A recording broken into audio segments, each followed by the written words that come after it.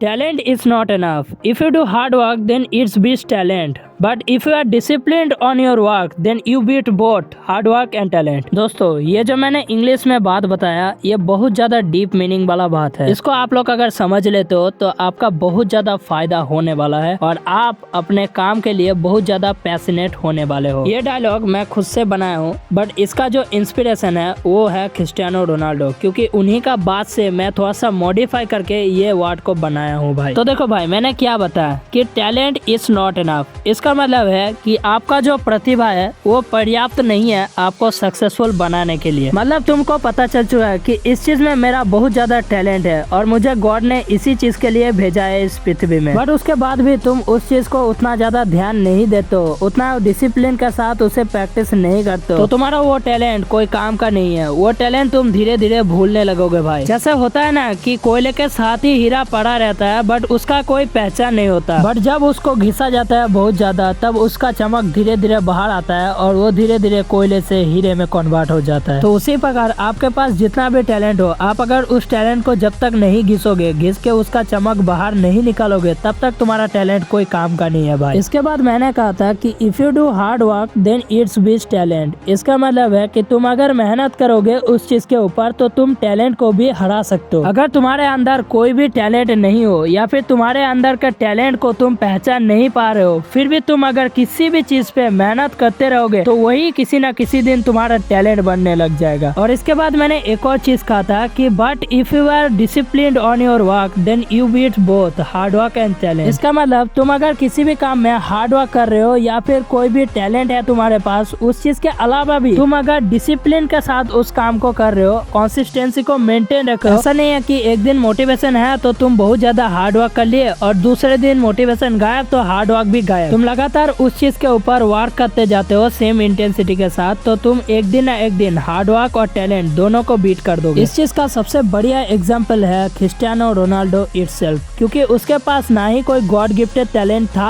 और ना ही कोई गॉड गिफ्टेड टैलेंट है। वो जितना भी सब कुछ अचीव किया है वो डिसिप्लिन और हार्ड वर्क के बल पर है भाई। तुमको कभी कभी मन करेगा कि भाई यार आज छोड़ देते हैं, आज ये काम को नहीं करते हैं, कल करेंगे भाई, या फिर जो भी दिन है उस टाइम पे हम उस काम को कर लेंगे, आज फीवर है, और भी काफी सारा तुम बहाने बना सकते हो अपने मन के साथ। बट तुम अगर उस टाइम पे वर्क कर लोगे भाई उस चीज के ऊपर, तो वही तुम्हारा डिसिप्लिन को बिल्ड करने में काम करेगा। एक बात याद रखना कि जब तुम्हारा मन एकदम ही नहीं करेगा उस चीज को करने में, शरीर से भी बाधा आएगा उस चीज को करने के लिए, फिर भी तुम अगर उस काम को करोगे तो ही तुम्हारा डिसिप्लिन नेक्स्ट लेवल तक बिल्ड होगा भाई। और बाकी तो हम बहाना बहुत चीजों के साथ बनाते हैं, बट अगर तुम जिस चीज पे टैलेंट बनाना चाहते हो उस चीज पे भी अगर बहाना बनाने लग जाओ तो तुम कभी सक्सेसफुल नहीं हो सकते भाई। तो भाई इस टाइम पे आप तो जान लिए कि कौन सा ज्यादा इम्पोर्टेंट है। Discipline is the most important thing in this world. So इस डिसिप्लिन को कैसे बिल्ड किया जाए चलो बताते हैं। तुम्हें मान लो किसी भी काम पे डिसिप्लिन को हासिल करना है, बट वो काम तुम कर नहीं सकते। मान लो एक एग्जाम्पल के साथ समझते हैं कि तुम्हें पुशअप मारना आता नहीं है, तो तुम पुशअप मारने का डिसिप्लिन कैसे बिल्ड करोगे। सबसे पहले तुम्हें पुशअप का जो प्रोग्रेशन है उसको फॉलो करना पड़ेगा, बट बहुत धीरे धीरे तरीके से। मतलब ऐसा नहीं है कि तुम एकदम से ऊपर लेवल का पुशअप करने लग जाओ, एकदम लो लेवल का पुशअप करो, जैसे कि नी पुशअप हो गया, इंक्लाइन पुशअप हो गया। और इस चीज में एक रूटीन बनाओ और इसको उस रूटीन के मुताबिक करने का प्रयास करो, एकदम डिसिप्लिन के साथ, कंसिस्टेंसी के साथ उसको करने का प्रयास करो। और जब तुम देखोगे कि इसमें मैं थोड़ा थोड़ा कंफर्टेबल महसूस कर रहा हूँ, तब तुम अपना लेवल को थोड़ा सा इम्प्रूव कर सकते हो और तब तुम एक्चुअल पुशअप को मारने के लिए रेडी हो चुके हो। बट उस टाइम पे तुम्हें बेसिक को छोड़ना नहीं है, बेसिक को भी प्रैक्टिस करते रहना है इसी के साथ। और इसी तरीके से डिसिप्लिन के साथ तुम्हारा जो पुशअप का फॉर्म है वो भी सही हो जाएगा और तुम पुशअप में कंफर्टेबल भी महसूस करने लग जाओगे डे बाय डे। और फिर तुम पुशअप का वेरिएशंस भी ट्राई कर सकते हो जो कि तुम धीरे धीरे अचीव कर लोगे भाई। बट इस टाइम पे एक और चीज कि तुम अगर उस टाइम पे ढील देने का प्रयास किए, मतलब कि ऐसा सोच रहे हो कि आज मैं यार नहीं करूंगा कल करूंगा, ऐसे तुम बहाना बना रहे हो, तो इससे तुम्हारा कंसिस्टेंसी ब्रेक होगा और इससे तुम्हारा बॉडी को फर्क पड़े या फिर ना पड़े, बट तुम्हारा माइंड को इससे जरूर फर्क पड़ेगा और तुम नेक्स्ट टाइम पे भी ढील देने का प्रयास करोगे। तो इससे बेहतर यही होगा कि तुम डिसिप्लिन के साथ काम करो और एक दिन भी ढील ना दो, जिससे तुम वो काम में माहिर बन सकते हो, चाहे वो पृथ्वी का कोई भी काम हो। So focus on discipline.